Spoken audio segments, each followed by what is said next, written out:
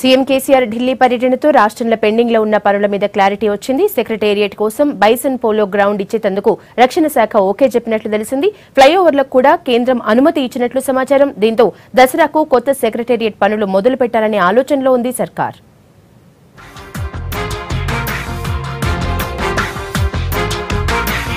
కొత్త సెక్రటేరియట్ నిర్మాణానికి దసరా నాడు భూమి పూజ చేయడానికి సర్కార్ రెడీ అవుతున్నట్లు తెలిసింది. ఢిల్లీ టూర్లో సికింద్రాబాద్ బైసన్ పోలో గ్రౌండ్ విషయం మీద ప్రధానితోని సీఎం మాట్లాడినట్లు సమాచారం.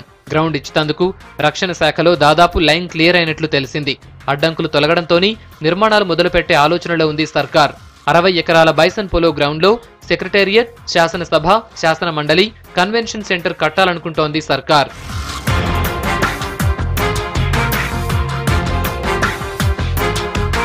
కొత్త సెక్రటేరియట్ ను మొదట్లో ఎర్రగడ్డల కట్టాలనుకున్నారు సీఎం. ఆ తర్వాత ప్రస్తుతం ఉన్నదాన్ని కూల్చి కొత్త బిల్డింగ్ కడతామన్నారు. రకరకాల కారణాలతోని ఇవన్నీ ముందుకు సాగలేదు. దీంతో సికింద్రాబాద్ బైసన్ పోలో గ్రౌండ్ బాగుంటుందని సర్కార్ డిసైడ్ అయింది. ఈ గ్రౌండ్ కోసం కేంద్రంతోని మాట్లాడింది. ఎంపీలు కూడా కేంద్ర మంత్రిని కలిశారు. ఇప్పుడు సీఎం టూరుతోని గ్రౌండ్ అప్పగింత మీద క్లారిటీ వచ్చింది. అన్ని అనుకున్నట్లుగా జరిగితే దసరాకు కొత్త సెక్రటేరియట్ పనులు మొదలయ్యే అవకాశం ఉంది.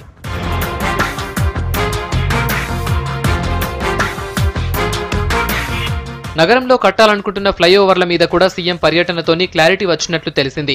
ప్యారడైజ్ నుంచి శామీర్పేట్, ప్యారడైజ్ నుంచి బోయిన్పల్లి వరకు ఫ్లైఓవర్లు కట్టాలని ఇదివరకే సర్కార్ నిర్ణయించింది. దీనికి కూడా కేంద్రం అనుమతిచ్చినట్లు సమాచారం. వీటి నిర్మాణం కూడా చేపట్టేందుకు సర్కార్ సిద్ధమవుతోంది. రాజీవ్ రహదారి, బోయిన్పల్లి రూట్లలో రోడ్ల వెడల్పు కోసం రక్షణ శాఖ నుంచి ఇంకో 100 ఎకరాలు తీసుకోవాలని సర్కార్ నిర్ణయించింది.